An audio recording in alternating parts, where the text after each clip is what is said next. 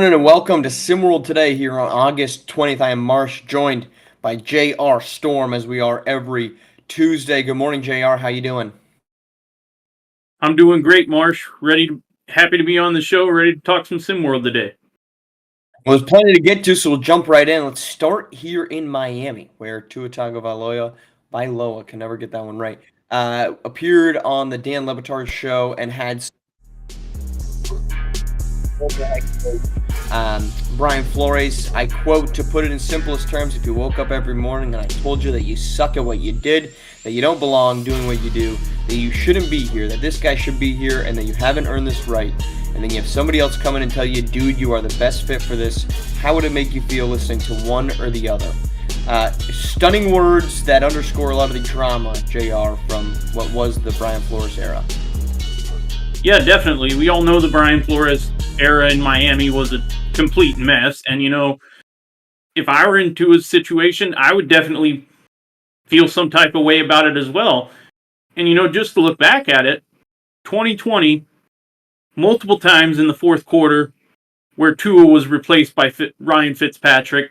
And then the next season was when all the trade speculation about Deshaun Watson was circulating. So definitely wasn't a sense of belief, around Tua, which when you're trying to develop a young quarterback is not ideal at all. Yeah, not great, Bob. Look, this is another example of a Bill Belichick assistant going in and trying to be Bill Belichick 2.0. And there was plenty of the concern around Miami at the time, from Brian Flores. I think there was some calls of racism and some frustration from Flores. It just never felt like the two sides were aligned on anything. But all of this stuff comes out. It's not neatly boxed up. These types of pieces of information come out over time. And this is just the kind of, I wouldn't say the final straw, the last nail in the coffin, but just the latest example of what was a chaotic stint for Brian Flores, and something like this where you're telling your first round pick quarterback that he doesn't belong, doesn't exude confidence in a guy, and at the highest level of anything, confidence is vital, and clearly they did not instill that in Tua. I think that's a waste of time, a waste of talent to make that approach, and clearly Mike McDaniels is taking a completely different approach in terms of building up the guy as opposed to tearing him down. Send to Washington, where there's plenty of building up being done, as they have announced that Jaden Daniels will in fact be the starting quarterback. No real surprise there for Jaden Daniels. He had been taking first-team reps for much of the offseason, but head coach Dan Quinn said they just wanted him to come out and prove that he belonged in that role, and clearly he does, JR. No surprise, but your takeaway here, Jaden Daniels, QB1, Washington Commanders. Well, this is the seventh straight season in which Washington has begun the season with a new quarterback under center. But I think this is naming Daniels the starting quarterback, ideal move for the Commanders. And I think very quickly you will see him running wide open with all the weapons on this offense, like Brian Robinson, Terry McLaurin, Ben Sinnott, who Ben Sinnott I think is a prime breakout candidate for this upcoming SWFL season. But I think there's definitely quite the opposite of the Tua Flores situation than what you have with Dan Quinn and Jaden Daniels.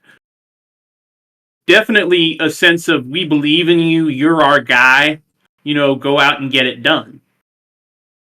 Well, to the 7 seasons, I think that just is the result of a team that's not good and a team that's good enough to be relevant. Well, not relevant, but subpar, but not bad enough to actually go out and get a great quarterback. And we'll find out if Jaden Daniels is great or not. But yeah, this is no surprise, but that's what happens when you take a number 2 quarterback, right? We could talk about wanting to be something, wanting to be let a quarterback sit for a year, but very, very rarely does that happen with a top 5 quarterback.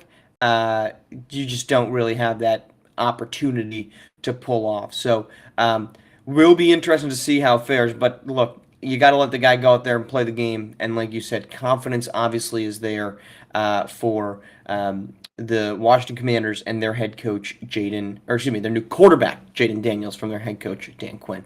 All right, let's flip it on over to SimWorld Prep, where some interesting news came out last night that Kiyan Anthony had signed with Lone Star Basketball Club. Some confidence being thrown out in Texas.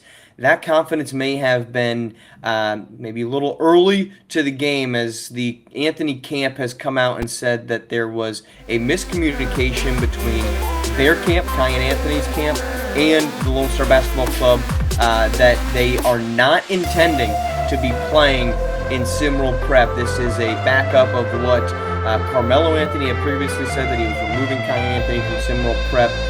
They said they respect the process. They are appreciative of the outreach from Lone Star Basketball Club, but Kiyan Anthony will not be playing in SimWorld Prep. That has been reconfirmed here late last night by Anthony's camp. JR, your takeaways here. Well, Lone Star and H-Town, both Texas squads need all the help they can get.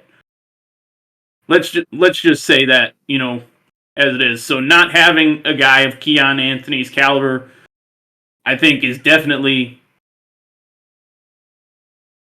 not. It's definitely not beneficial. I'll tell you that. Sure. But yeah, definitely not beneficial. And clearly, obvious bold statement made by Carmelo and the Anthony camp, like you said, sort of backing up what they previously stated in him leaving SimWorld Prep. Yeah, I mean, look, a player can come out and say all the things that he wants, but when the father is somebody like Carmelo Anthony, where much like LeBron James, always wanting to steer his son into the right direction, that's not to say SimWorld Prep or Lone Star Basketball is not the right direction, but it's not the right direction for Kiyan Anthony, clearly. Also, to Texas just would have been a stunning move, considering the family's ties to New York and all of the love that they have and their connections to the city and the surrounding area. But I'm not surprised by this. This felt interesting when it came out. Maybe not deceiving, but just interesting.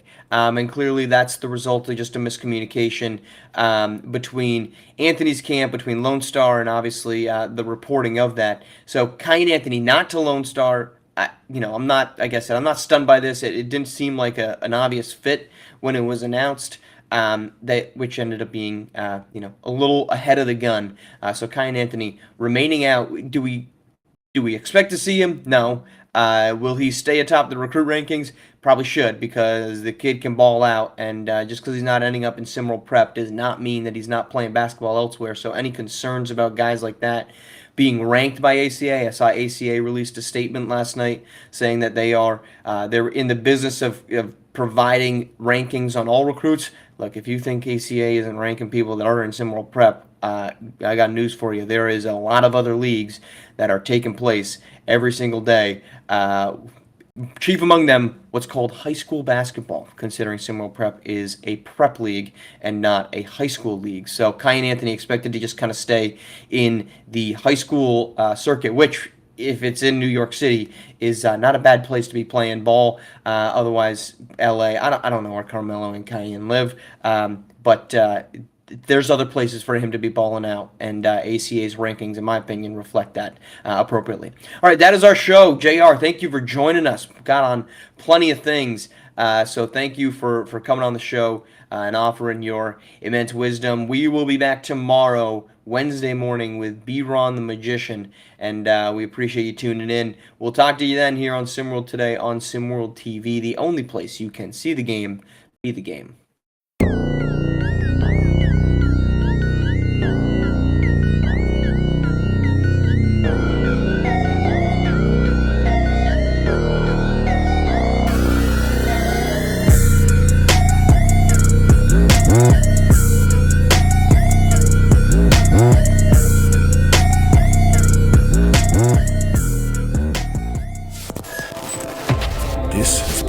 presentation.